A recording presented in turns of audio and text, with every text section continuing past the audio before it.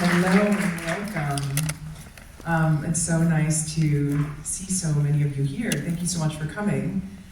I am fortunate enough to say that I've had 4 films here at Sundance.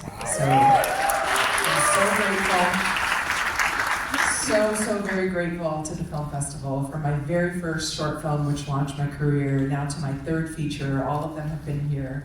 And in fact, I remember being right here on this very stage back in 2012 with my last feature. This feature is a very personal film, very near and dear to my heart, and so I'm so excited to share it here with you guys tonight. It is a love letter to my ancestors. I'm Palestinian American, in case you don't know what you just walked into. It's a love letter to my ancestors, to my family, and to my people, and it's an expression from the deepest part of my heart and my soul, the part that seeks solidarity, humanity, and understanding with all people, and the part that wishes that we could all see each other's lives as equally precious, because they are, no matter what. Our lives are equally precious.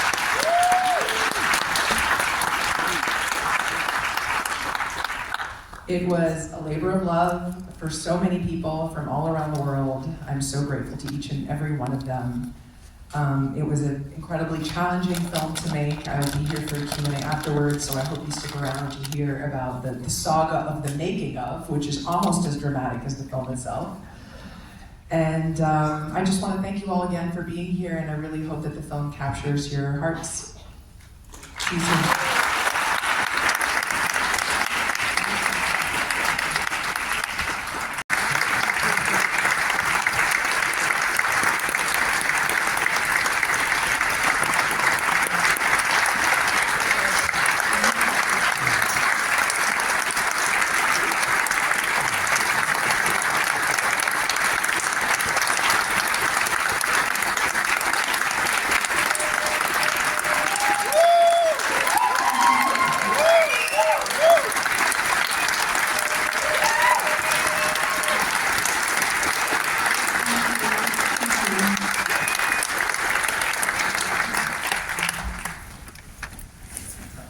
I think that's a telling tale of how that film went.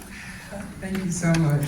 We really are appreciative. This is the 4th time Shirien has joined us for a film, and I mean, that alone says so much. But before we kick it off with the Q&A, I would just love to hear just the source and inspiration of this film. Yeah, first I just want to say I feel the love in the room. Thank you so much. I'm a little emotional right now, so forgive me.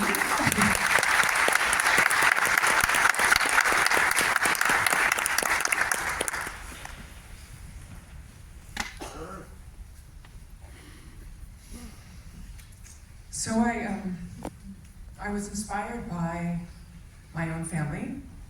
My father is Palestinian from a village in the West Bank. He became a refugee in 1967, and he had to get foreign citizenship to return to visit his family in the only home he'd ever known. So I was inspired by his story and watching him long for a place that I didn't really ever get to know very well. I was the first of my family born in the US, born in the diaspora, but we visited Palestine and Jordan often. But we would go visit his family, for months at a time in the village in the West Bank. And so I got a window into what life was like for Palestinians who live there. And I saw my dad humiliated at the checkpoints. And in fact, my first memory traveling to Palestine was when I was 8 years old, and my family was held at the border between Jordan and the West Bank for 12 hours. The soldiers picked through the contents of our suitcases. They ordered all of us to be strip searched, including my baby sisters, aged 3 and 1. And when my dad confronted them, they started screaming at him. And being young, I was certain that they were going to kill him. So early memories like that left an indelible mark on me. And I wanted to honor Palestinians like my dad and tell the story of how they became refugees. And so there are the stories that I lived, either directly or through my dad, and then there were the stories that I lived with and that lived in me that I just heard my entire life from 1948, from 1967. And I always wondered why the world didn't know what happened to Palestinians in 1948. I wanted to tell that origin story, the Palestinian origin story of how 75% of the Palestinian population was driven off their land and dispossessed in 1948 in order to create the state of Israel. I wanted to tell that story and how those events impacted Palestinians for generations. Thank you, I appreciate that. I'd love to open it up to the individuals attending. I would love for the answers to ideally stay a bit brief and concise. And if you could please just stand up and just speak quite loudly if you are able.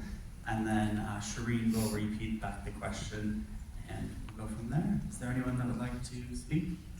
Yeah, just right here in the front. Hi, thanks for such a beautiful movie. Thank you. You mentioned before the film that you just had a lot of challenges in making it. Can you talk about that? I can. You're gonna make me cry, but I'll try to. I went to Palestine. So I wrote this film. I had the idea for it almost 10 years ago, and I just let it live in me for a while as I developed it and immersed myself in the different time periods. I began writing it in 2020, and I went to Palestine in May of 2023 to finally begin preparing to shoot there. We prepped the entire film in Palestine.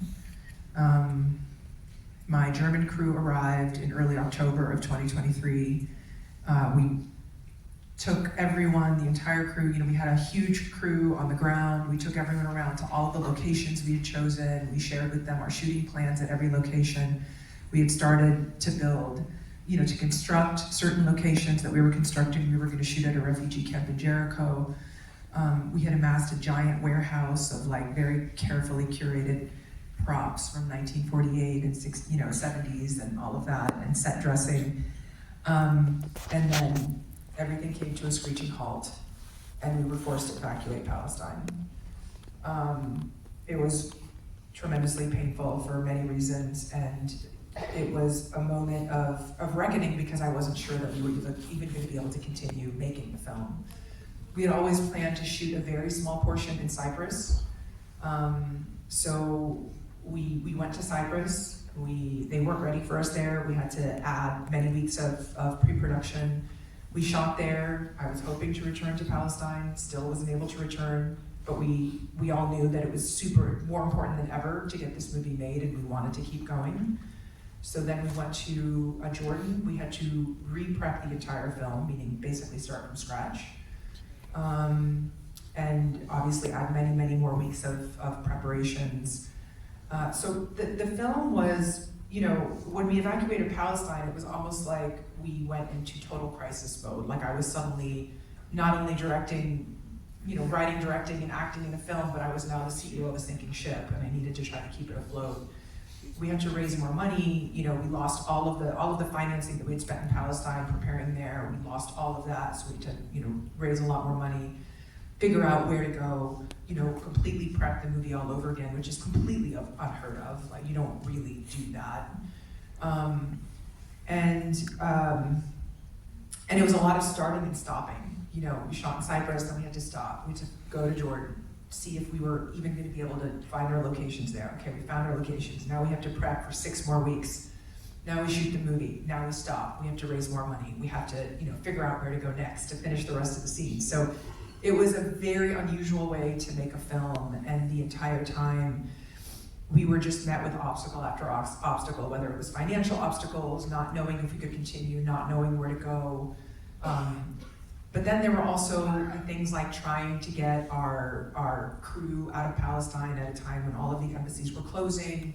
We were having to beg ambassadors to reopen and help us get visas for our crew. I had a lot of people drop out of the film. Luckily, none of the main cast, but I had to recast roles many times depending on, where we were shooting, and the shooting dates kept moving. And so it was really a massive, massive logistical challenge, financial challenge.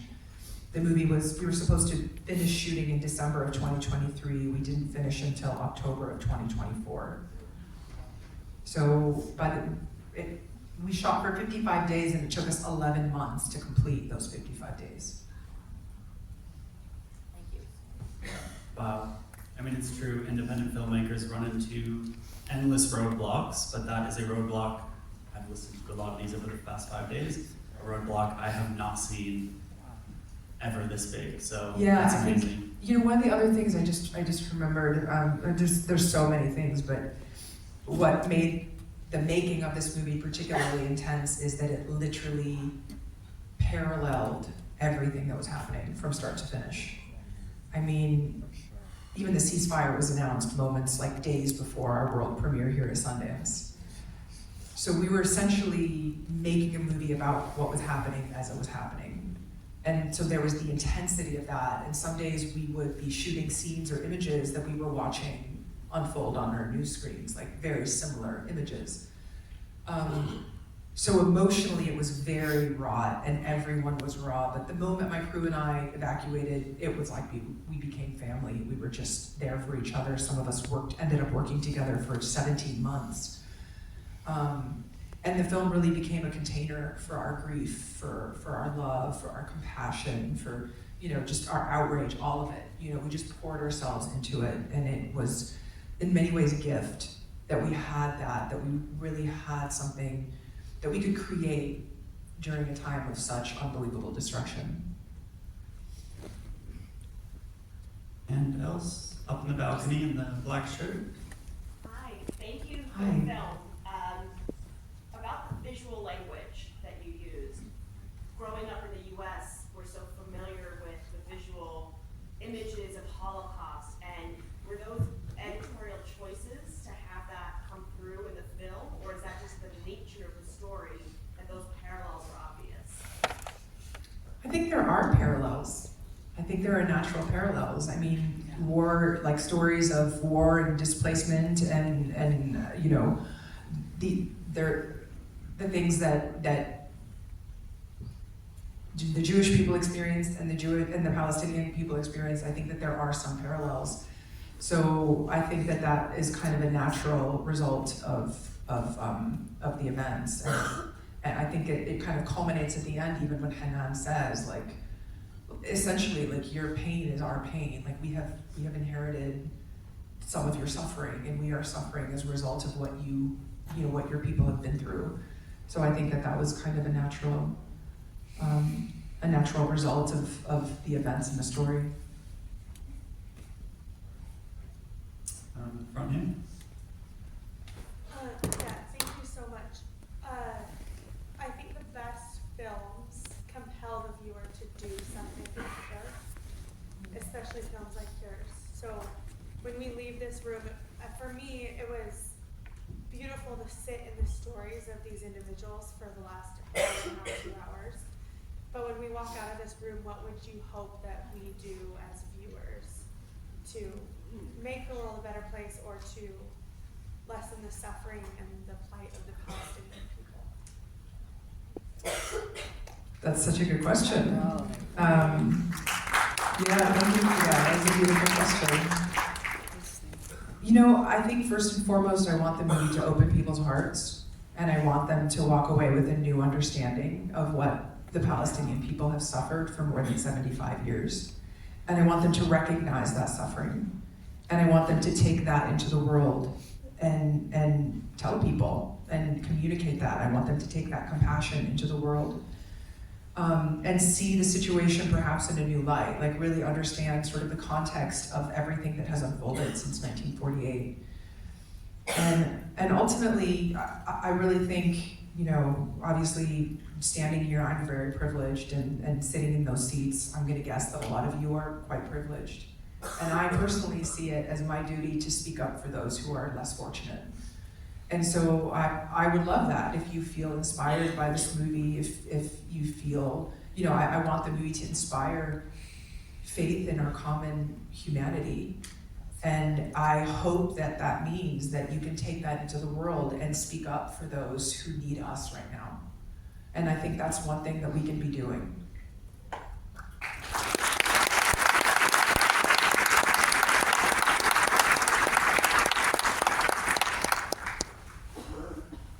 In the middle here.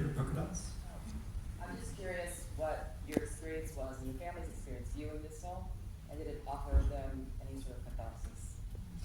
I love that question. I have to tell you guys, I still can't, I want to get closer to you, actually, I'm gonna come over. I actually still can't believe the movie's done, let alone we've premiered. Like, I, at one point, joked that I would be making this movie for the rest of my life.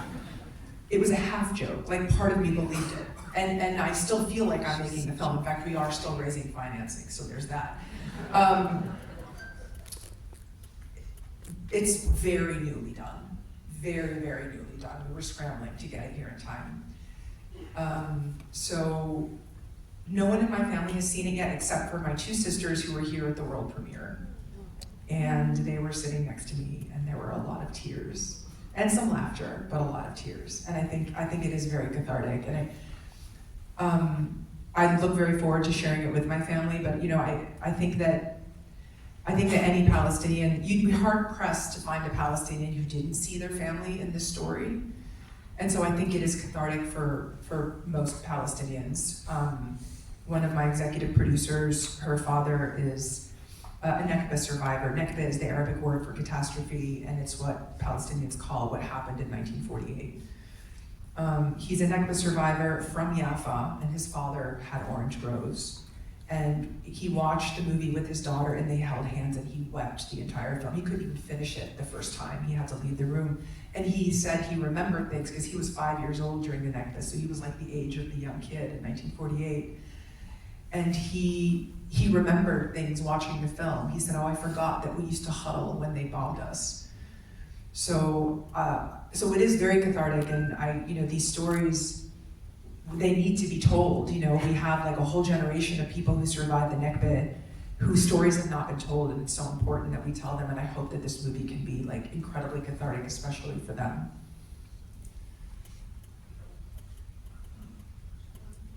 The individual here in red, in the middle. Yeah, thank you again for the movie. Can you talk a little bit about your experience as acting in the film? You were beautiful, by the way. Great. Thank you so much. But can you talk about how the emotions that you dealt with making the movie and also then like acting in it? I'm sure that was tricky. It's a little heavy. It's a little heavy. But I really have to go back to the fact that it was such a gift. To have that part, like to have the movie and to be able to like the actors and I talked a lot about this while we were making this film. We weren't acting, we were channeling. That's what it felt like. It was so powerful to be able to move the grief out of our bodies, because of what we were watching, what we were witnessing. We were just accumulating so much grief. And then to be able to come together and give each other permission in these scenes to kind of exercise that grief, it just sort of felt like this transformation, like a transformative journey. And that was really beautiful. And as an actor, it feels like such a privilege to be able to go on that kind of journey and hope that the audience will then go with you. So, I wrote this part wanting to play it, but not really giving myself the part quite yet. Like I needed to kind of organically come to the idea that I was gonna do it. And there were just parts of this character that I really, there were parts of me that I wanted to explore through this character, and so it was really a privilege. It's always a challenge, of course, to direct and act at the same time, but I wouldn't do it any other way. Main stage, all the way in the back there. Can you talk about how you use the poetry to sort of bookend the movie? Felt like there was a lot of hope in it, and there was a lot of beauty in it, but you just about that. Yeah, I really wanted to, I searched for the right poem, the perfect poem, and I don't even know that I had it bookended when I first wrote it. I think the poem became more and more important as I wrote. I wanted to really, we've not really ever gotten to see urban life in Palestine in that time period. We never really saw what was lost. Like, people don't even really know what was lost for Palestinians. And so we wanted to really recreate that time period and show kind of what the culture was like in Palestine at that time. We have such little time in the film to actually show it. But poetry was really important, and I know that just from stories that I've heard, like that I heard growing up. So I wanted to really make poetry a big part of 1948 at the beginning of the film. And it wasn't really until writing is rewriting, and you do so many, rewrites on a script. But the poem just became more and more important to me because it's, the father teaching it to Sanim, and then, when Sanim is separated from his father, I think at one point I had him saying the poetry to himself quietly. I don't think it ever made it into the movie. I love that. I'm like, I don't think it ever made it into the movie, as if I don't even know my own movie. It didn't make it into the movie. But I decided to bring it back at the end because it just felt like a really nice bookmark, and actually the very end of the film, I can't remember when I brought it in, but at some point I realized, oh, this poem is really important. Like this would be a really great to kind of bring back. And at the end of the movie, to remember Sharif the father. And as Salim is reciting the poem, you kind of realize, like, wow, he's kind of become his father a little bit. And now he's the one teaching the poem to his wife. And so to kind of, for me, it also felt symbolic of, like, this is how we pass on culture. Like, we, in these little moments of just, like, teaching a poem, this is how we, how we kind of, I don't know, it's also how we sort of survive, It's how culture survives, how language survives, how people survive all of these kinds of tragic, events. Love that. Little moments. Anybody up top? Right in the front here with the scarf. Thank you so much for sharing the film. It was absolutely beautiful. Thank you. I'm really curious, given how harrowing the production process was, and going back and doing more pre-production, as the writer of the film as well, did you return to the script based on the current events? Did it affect the nuances that we see now in the film? Not at all. No, I think for a moment, I wondered whether I needed to go back to the script. But then it became clear to me that I was telling a timeless story that was more relevant than ever, and that it wasn't necessary to tie anything current in, and in fact, it was probably better not to. I think maybe there was a line or two of dialogue that I shifted at the end in the scene with, older Hanan and Ari. There might have just been very, very small things, but nothing of substance. But I mean, it's a really good question, because I did at first question whether that would have to happen. But the starting and stopping of it all, while it's not common, as an artist, it was also a gift, because it allowed me to make the film better every time I re-prepped it, and it allowed me to go back to the script and learn from what we had already shot. And, because at some point I was in all stages of the process, I was both, all of us, not just me, like the whole team, we were raising financing, we were in pre-production, I was going back to the script, and I was also in post-production editing. So I would look at what we shot, like in Cyprus, and I would look at the scenes cut together, and I would learn from those, and then I would take that into the script and see, like, is there anything missing? Is there anything I need to flesh out? And it was almost like shooting like a cross between a documentary and a television show, because in TV you're doing all the things at the same time, and in documentary you're starting and stopping and starting and stopping. So it was like this weird hybrid non-film film. You back right. First of all, thank you so much. I'm with my mom here, who's an immigrant from Syria, and our heart definitely goes out to you and all those in Palestine. And we're very curious, how can we help spread this movie out and get more viewership, more people to see this message? Thank you so much. And thank you for offering to do that. That's amazing. Definitely word of mouth is essential for films like this, and so the more you can talk about it and just keep talking about it, and when you tire, talk some more about it. And when you forget about it, go watch it again and then talk about it some more. This is the kind of movie that I think could do very well if we keep talking about it and spreading the word.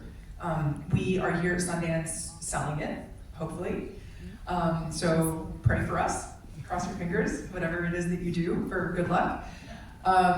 And so hopefully we will have a distributor and a release date soon. And once we have that release date in North America, then we can start really taking it out and letting the public know about it.